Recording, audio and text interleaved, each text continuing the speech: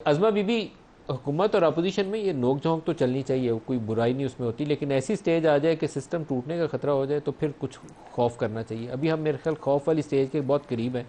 हमें कुछ बातें ऐसी करनी चाहिए कि मामला को आगे बढ़ा सकें, ना ये कि आग को और तेल डालते रहें उसके ऊपर।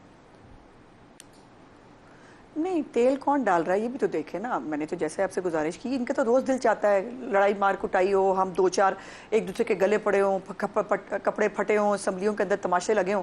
वो सिर्फ गवर्नमेंट के रिस्ट्रेन की वजह से नहीं हो रहा। और ये आज जब हम अपोजिशन में थे ना, तब मेरे उस वक्त जो अपोजिशन लीडर थे जेल से आते थे, शहबाज शरीफ साहब, वो आके उन्होंने उस वक्त कहा कि हम आपको जो है आपकी तरफ हाथ बढ़ाते हैं। उसके बाद आपने देख लिया वो शख्स हाथ मिलाने का रवादार नहीं होता था, नाम नहीं लिखता था शहबाज साहब का ऑफिशियल लेटर्स के ऊपर जो उसको कॉरेस्पॉन्डेंस एज अपोजिशन लीडर उनके साथ करनी होती थी। और फिर ये है कि अब भी उन्होंने जब पहली स्पीच की वज़ीर आज़म पाकिस्तान ने भी और वज़ीर आला पंजाब ने भी, दोनों ने कहा कि मैं आपकी वज़ीर आला भी हूं। उन्होंने कहा मैं आपको साथ लेकर चलना चाहता हूं। लेकिन दूसरी तरफ मतलब देखें हो क्या रहा है। अब ये जो इतनी मुझे बड़ा अफसोस है कि काश मैं भी ये कह सकती कि मैं जैन की हर बात से मुत्तफिक हूं। मैंने तो कल भी यही कहा था, मैं आज भी यही कह रही हूँ। जैन आप क्या कह रहे हैं? आप कह रहे हैं मैंने बात ही आर्मी चीफ से DGI से करनी है। कल तक वो चौकीदार थे, आज आप उनसे बात करना चाहते हैं। किस कानून के तहत ये मुदाखलत जो आप करवाना चाहते हैं? आप पहले किसी बात पर टिक तो जाओ।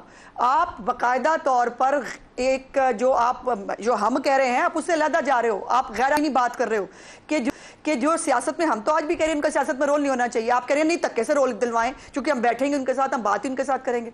तो आपकी तो सारी सियासत ही गैर आईनी है। आपकी पूरी सियासत तो, आपको आइन और कानून का तो नाम आपकी पार्टी के मुंह से निकलना ही नहीं चाहिए, पहली बात। दूसरी बात यह है कि ये जो हमें पहल करने के लिए कह रहे हैं, मैंने जैसे कहा कि हमने हर जगह पहल की। ये क्या करते हैं? ये जब भी कभी बाहर निकले हैं पुलिस वालों के सर फटेंगे, जो है वो लॉ एंड ऑर्डर की सिचुएशन क्रिएट करेंगे। और फिर ये हमारा दिल चाहता है हमने सड़कें ब्लॉक कर देनी है, बाकी लोगों के जाए बुनियादी को किसी भाड़ में, और हम जो है हम दंदनाएंगे और हम डंडे पकड़ के जो है वो पेट्रोल बम पहले उन्होंने सीख लिए हैं। मुझे ये बताइए, अभी भी ख्याल नहीं आता आपको 9 मई को फॉल्स फ्लैग कहते हुए? ये एजाज चौधरी जो है वो फौज का जो है वो हवालदार था, जो वहाँ पे जिसने विक्ट्री स्पीच की थी अपने बेटे के साथ, आज भी ऑडियो मौजूद है। वो यास्मीन राशिद साहबा जो है वो फौज की जो है वो पंजाब की सदर थी, जो कह रही थी अब हमने सब कुछ कर लिया, बताएं यहाँ वापस आएँ कि बैठ जाएं। जो ये बाकी आपकी वो जो जंगजू खवातीन जो आपने जमान पार्क में इकट्ठी की थी, तैयार कराई थी पेट्रोल बम करा के, वो पूरा लाओ लश्कर ले जाके वहाँ पर तूफान बदतमीजी बर्पा कराती हैं, वहाँ जलाओ घिराव करती है। GHQ में आपके अपने बंदे जो है आपके ओहदेदार वो पकड़े जाते हैं, और अभी भी आप फॉल्स फ्लैग कह रहे हैं। यही तो प्रॉब्लम है, इनको ना सेंसिटिविटी का एहसास है। दो इमरान खान का इस वक्त एक मोटो है मलिक साहब, बड़ा क्लियर।